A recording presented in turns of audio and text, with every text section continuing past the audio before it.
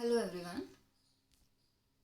NMR spectroscopy में जो आज हम टॉपिक डिस्कस करने वाले हैं वो है स्पिन स्पिन कपलिंग। मीन्स चक्रण चक्रण युग्मन। इसे आप कपलिंग कह लीजिए या स्प्लिटिंग कह लीजिए, दोनों को ही एक ही मीन्स है और उसको हम आज डिस्कस करेंगे। जो एनएमआर स्पेक्ट्रोस्कोपी के हमारे प्रीवियस लेक्चर्स थे, जो हमारा फर्स्ट लेक्चर था, उसी में हमने डिस्कस किया था कि जो एनएमआर स्पेक्ट्रा को स्टडी करना होता है तब उसमें हम मेन 3-4 इन्फॉर्मेशन हम उस स्पेक्ट्रा में देखते हैं। जिसमें हमने फर्स्ट क्या डिस्कस की थी, नंबर ऑफ सिग्नल्स, मतलब हमें किसी भी कंपाउंड के एनएमआर स्पेक्ट्रा में कितने सिग्नल मिलेंगे, पहली चीज़ हमें ये फाइंड आउट करनी है। तो वो हमने उसमें सीख लिया था। सेकंड चीज़ हम क्या डिस्कस कर रहे थे कि एनएमआर स्पेक्ट्रा में जो आपके सिग्नल आ रहे हैं उनकी पोजीशन क्या होगी, जिसे हमने केमिकल शिफ्ट और उसके फैक्टर्स अफेक्टिंग में डिस्कस किया कि डेल्टा स्केल पे किसी भी प्रोटॉन एनएमआर की सिग्नल की वैल्यू को हम कहाँ पे शो करेंगे और उसको कौन कौन से फैक्टर्स इफ़ेक्ट करते हैं। शील्डिंग, डी शील्डिंग भी हमने डिस्कस की। अब जो थर्ड पैरामीटर हम डिस्कस करने वाले हैं वो है स्पिन स्पिन कपलिंग। कि हमें ये पता चल गया कि सिग्नल कितने मिलेंगे, ये पता चल गया कि सिग्नल की पोजीशन कहाँ होगी। अब आपने एनएमआर स्पेक्ट्रा देखा भी है एक दो बार कि उसमें क्या होता है, जो उसकी आपके जो सिग्नल आ रहा है उसका जो पीक होती है वो क्या होती है, एक से ज़्यादा पार्ट में डिवाइड हो जाती है। मीन्स सिग्नल तो एक ही है, वो क्या है, जितने भी इक्विवेलेंट कोई भी प्रोटॉन है उनके कारण एक सिग्नल आपको मिल रहा है। मान लीजिए 5 इक्विवेलेंट प्रोटॉन है, उनका सिग्नल इक्विवेलेंट है, मतलब समतुल्य है, तो उनका सिग्नल हमें पता है कि एक ही मिलेगा हमें। तो सिग्नल तो एक मिल रहा है, लेकिन वो क्या करता है, एक से ज़्यादा उसकी पीक डिवाइड हो जाती है 5 के कारण। तो वो डिवाइडेशन किसकी वजह से होता है, कैसे होता है, उसी को हम यहाँ डिस्कस करने वाले हैं। तो जो आपने यह भी पढ़ा कि जो इसमें स्प्लिटिंग या कपलिंग में होता क्या है कि जो आपका प्रोटॉन है उसकी क्या होती है, हमने पढ़ा था, स्पिन होती है। प्रोटॉन क्या करता है, चक्रण करता है, और प्रोटॉन के चक्रण के कारण क्या उत्पन्न होता है, चुंबकीय क्षेत्र उत्पन्न होता है। तो जब कंपाउंड में क्या है, एक से ज़्यादा प्रोटॉन है तो सभी प्रोटॉन क्या करेंगे, स्पिन करेंगे, और सभी के चक्रण के कारण क्या उत्पन्न होगा, चुंबकीय क्षेत्र उत्पन्न होगा। तो जब एक से ज़्यादा प्रोटॉन है और सभी का चुंबकीय क्षेत्र है तो क्या होता है कि जो आपका प्रोटॉन है उसके चक्रण पर या उसके चुंबकीय क्षेत्र पर जो उसको प्रभावी चुंबकीय क्षेत्र अनुभव हो रहा है किसी एक प्रोटॉन को जिसकी हम डिस्कशन कर रहे हैं, उसके चुंबकीय क्षेत्र पर उसके जो निकटवर्ती जो पड़ोसी प्रोटॉन है अगल बगल वाले, उनके चक्रण का भी प्रभाव पड़ता है। कि उनके चक्रण के कारण जो आपके नेबरिंग प्रोटॉन हैं उनके चक्रण के कारण जो चुंबकीय क्षेत्र उत्पन्न हो रहा है वो उस प्रोटॉन के एनएमआर सिग्नल को क्या करता है, स्प्लिट कर देता है। तो यहाँ पे आपने क्या मेन पॉइंट डिस्कस किया कि जो स्प्लिटिंग होती है किसी भी सिग्नल की वो किसके कारण होती है, नेबरिंग प्रोटॉन के कारण होती है। ये प्रोटॉन की खुद की प्रॉपर्टी नहीं कि उसके कारण ये चक्रण नहीं हो रहा है आपका, कि प्रोटॉन के कारण आपका चक्रण नहीं हो रहा है, बल्कि किसके कारण हो रहा है, नेबरिंग प्रोटॉन के कारण हो रहा है। तो नेबरिंग प्रोटॉन के कारण कैसे होगा उसे हम आगे देखते हैं। कि जब हमने क्या डिस्कस किया था, जब हमने रासायनिक विस्थापन पढ़ा था तो हमने क्या पढ़ा था कि जो आपका नाभिक है, जो भी आप प्रोटॉन ले रहे हैं उस पर जो आप एक्सटर्नल मैग्नेटिक फील्ड लगा रहे हैं वो किसके द्वारा प्रभावित होता है, नाभिक के चारों ओर उपस्थित इलेक्ट्रॉनों के चक्रण के कारण। और इसी को हम क्या बोल रहे थे, रासायनिक विस्थापन। अब स्पिन स्पिन कपलिंग में क्या होता है कि जो आपका प्रोटॉन है उस पे ऊपर जो चुंबकीय क्षेत्र लग रहा है वो किसके द्वारा प्रभावित होता है, आपके नेबरिंग प्रोटॉन के चुंबकीय क्षेत्र के द्वारा प्रभावित होता है। तो इस तरह से किसी एक प्रकार के आपके जो इक्विवेलेंट प्रोटॉन है, समतुल्य प्रोटॉन है सारे, उनका इंटरेक्शन किसी दूसरे प्रकार के समतुल्य प्रोटॉनों के समुच्चय से होता है और इसी इंटरेक्शन के कारण, इसी को कपलिंग कह लीजिए, इसी इंटरेक्शन को हम स्पिन स्पिन कपलिंग कहते हैं। और इसी के कारण जो आपका सिग्नल आ रहा है उसकी पीक क्या होती है, स्प्लिट होती है। तो चक्रण चक्रण युग्मन क्या होता है, आई होप आप लोग उसका एक आइडिया आपको मिल गया होगा। अब बात है कि जो आपका चक्रण चक्रण युग्मन आ रहा है उसको नापने का पैरामीटर क्या है, कि उसको हम किसके द्वारा रिप्रेजेंट करेंगे। जैसे रासायनिक विस्थापन को हम किससे रिप्रेजेंट कर रहे थे, डेल्टा की वैल्यू से। डेल्टा की वैल्यू से हम बता रहे थे कि कितना केमिकल शिफ्ट हुआ, डीशिल्डेड है कि शिल्डेड है। तो उसी तरह हम कपलिंग जो आपकी हो रही है उसको कैसे रिप्रेजेंट करेंगे, उसे रिप्रेजेंट करते हैं हम कपलिंग कांस्टेंट के द्वारा, युग्मन स्थिरांक के द्वारा। और जो ये युग्मन स्थिरांक है ये होता क्या है कि जो भी आपका मल्टीप्लेट मिल रहा है, मल्टीप्लेट में मतलब जिसमें एक से ज़्यादा पीक मिल रही है, 2 पीक मिल रही हैं, 3 पीक मिल रही हैं, 2 मिल रही हैं तो डबलेट कहलाएगा, 3 मिल रही है तो ट्रिपलेट, 4 तो क्वाड्रेट। तो ये आप लोग जानते हैं। किसी मल्टीप्लेट में जो आपके पीक्स हैं उनके बीच की जो डिस्टेंस होती है उसी को हम क्या बोलते हैं, कपलिंग कांस्टेंट बोलते हैं। और इस कपलिंग कांस्टेंट को हम किससे रिप्रेजेंट करते हैं, जे से, कैपिटल जे से रिप्रेजेंट करते हैं। और इसकी यूनिट क्या होगी, इसकी यूनिट होती है हर्ट्ज। तो क्या होता है कि कपलिंग कांस्टेंट क्या हुआ, पीक्स के बीच की डिस्टेंस रिप्रेजेंट किससे किया गया, जे से, यूनिट क्या होती है हर्ट्ज। तो ये 2-3 पॉइंट हैं जिनको आप याद रखिएगा। अब इसकी जो वैल्यू होती है, जो आपका कपलिंग कांस्टेंट है, इसकी वैल्यू 1 to 20 अप्रोक्सीमेट होती है, इससे ज़्यादा कमी होती है। अब बात आती है कि इसकी वैल्यू पर हम ये देखेंगे कि इसकी वैल्यू पर जो है आपका वो किस पे डिपेंड करती है।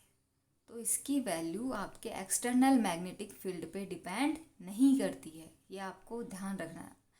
जो आपका रासायनिक विस्थापन था उसमें जो आपकी विभेदन वगैरह हो रहा था वो आपका डिपेंड कर रहा था किस पे, आपके एक्सटर्नल मैग्नेटिक फील्ड पे, कि आपको ज़्यादा क्लियर स्पेक्ट्रा मिलता है जब आप हाई फ्रीक्वेंसी के या हाई जो आपका मैग्नेटिक फील्ड है वो अप्लाई करते हैं। तो बट यहाँ पे आप देखेंगे कि एक्सटर्नल मैग्नेटिक फील्ड का इफेक्ट आपके कपलिंग कांस्टेंट पे नहीं पड़ता है।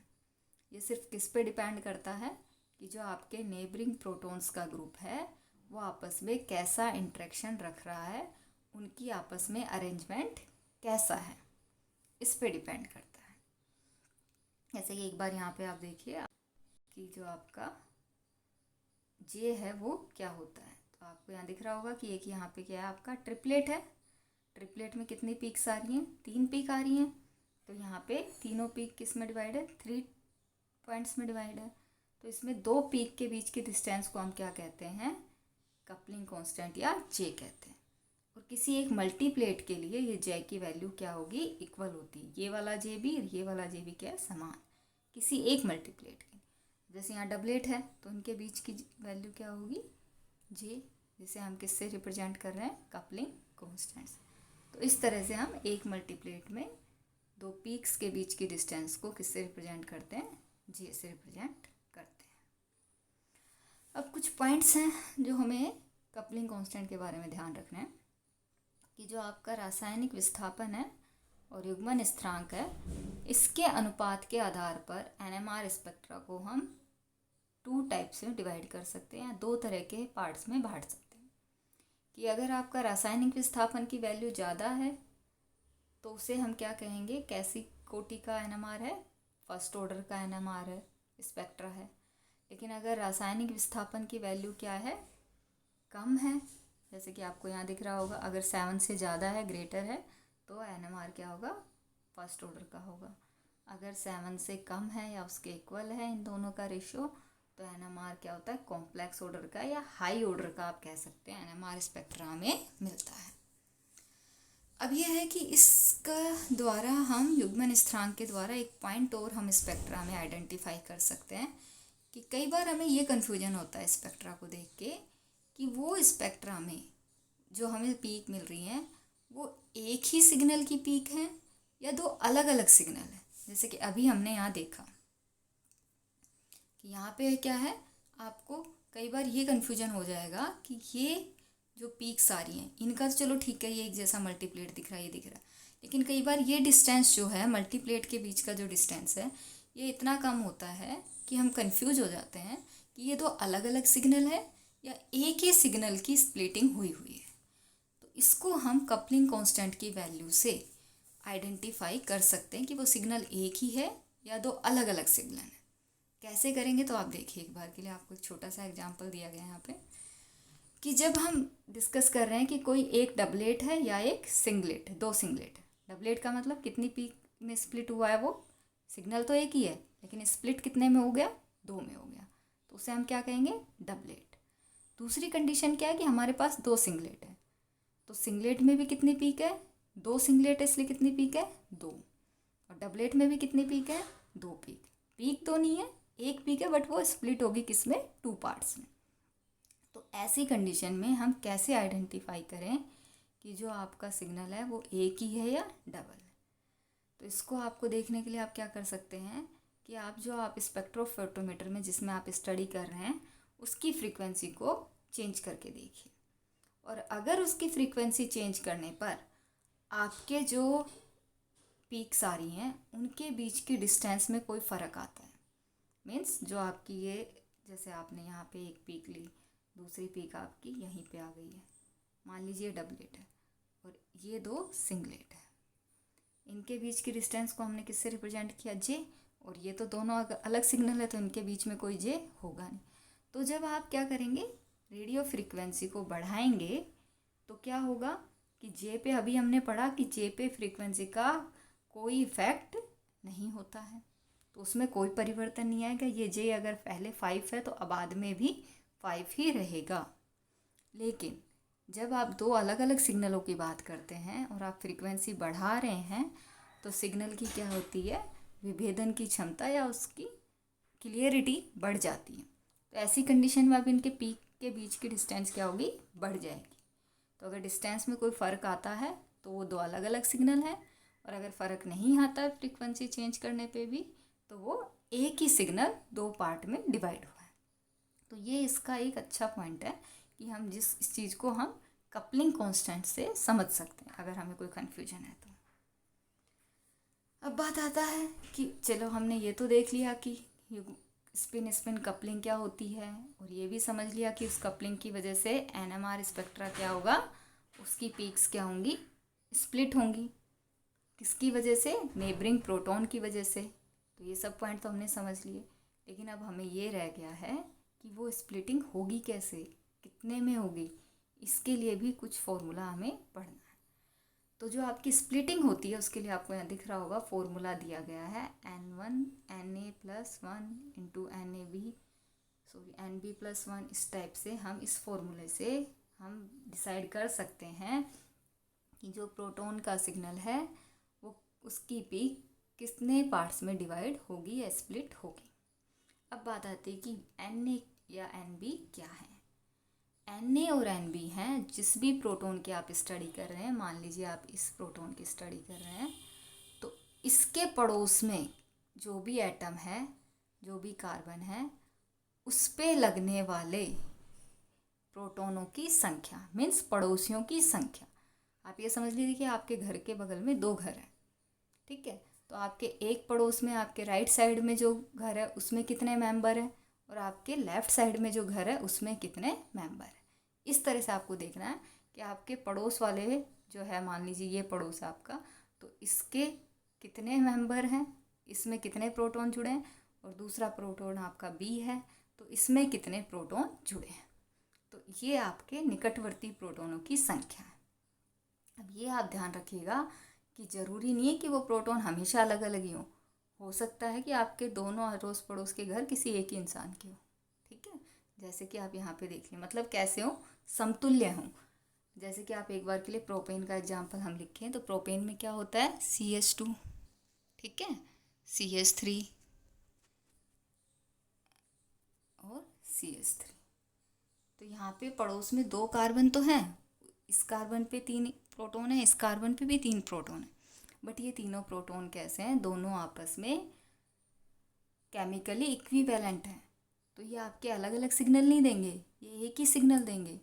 हमें निकटवर्ती प्रोटॉनों की समुच्चयों की संख्या देखनी है। आप एक बार कह लीजिए जो आपके इक्विवेलेंट प्रोटॉन्स हैं वो उनकी संख्या आपको वहाँ पे देखनी है। तो अगर एक ही टाइप के हैं, सारे इक्विवेलेंट हैं, तो वो सारे किस कैटेगरी में आएंगे, Na में। अगर वो आपस में इक्विवेलेंट नहीं है तो वो क्या हो जाएंगे, Na और Nb हो जाएंगे। तो इसे हम एग्जाम्पल्स में भी समझ लें। यहाँ पे आपको लिख भी रखा है कि Na का मतलब क्या है, ए प्रकार के समतुल्य प्रोटॉनों के समुच्चय में प्रोटॉनों की संख्या, और Nb क्या है, बी प्रकार के समतुल्य प्रोटॉनों के समुच्चय में प्रोटॉनों की संख्या।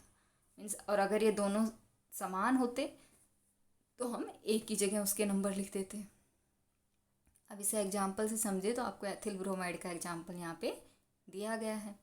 आपको दिख रहा है कि यहाँ पे नंबर ऑफ सिग्नल कितने मिलेंगे, 2, क्योंकि CH3 और CH2 क्या है यहाँ पे केमिकल इक्विवेलेंट नहीं है, तो 2 सिग्नल मिलेंगे।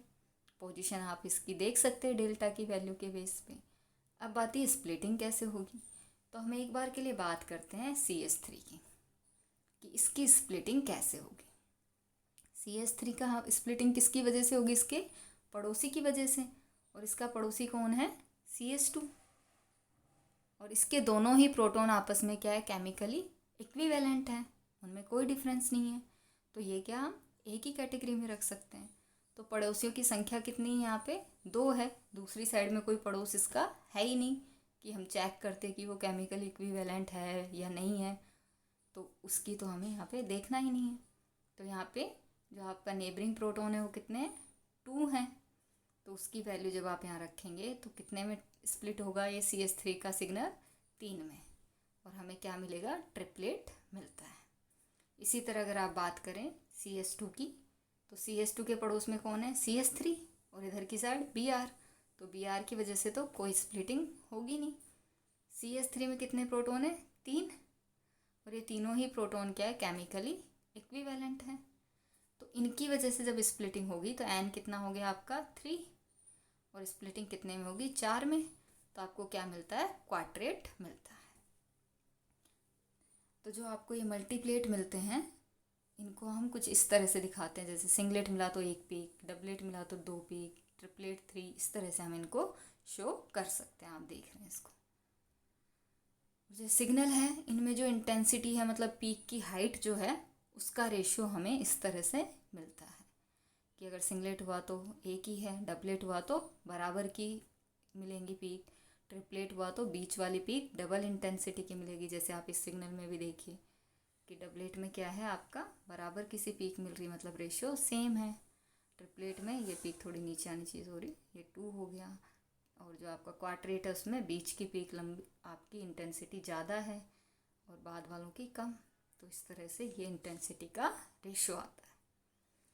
अब जो CH3Br का स्पेक्ट्रा भी हमने डिस्कस किया था कि स्प्लिटिंग कैसे होगी, उसे यहाँ आप एग्जाम्पल से भी समझ सकते हैं कि आप देखिए ये किसके कारण आ रहा है सिग्नल, आपका CH2 के कारण, 2 प्रोटॉन के कारण, यहाँ पे आपको दिख रहा है, और ये किसके कारण आ रहा है, CH3 के कारण। स्प्लिटिंग में अभी हमने क्या पढ़ा था, CH3 वाला प्रोटॉन कितने पे स्प्लिट हो रहा था, 3 में ट्रिपलेट मिल रहा था, और CH2 वाला 4 में।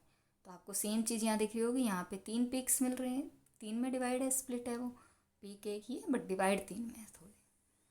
और अगर CH2 वाले की हम बात करें तो वो कितने में स्प्लिट है, 4 में। तो इस तरह से आपके NMR स्पेक्ट्रा की स्प्लिटिंग या विपाटन होता है, और ये किसके कारण हो रहा है कि एक प्रोटॉन के चक्रण का युग्मन किसके साथ हो रहा है, दूसरे प्रोटॉन के चक्रण के साथ, या उसे इंटरेक्शन कह लीजिए, तो उसे उसके कारण क्या हो रहा है, इसका सिग्नल स्प्लिट हो रहा है।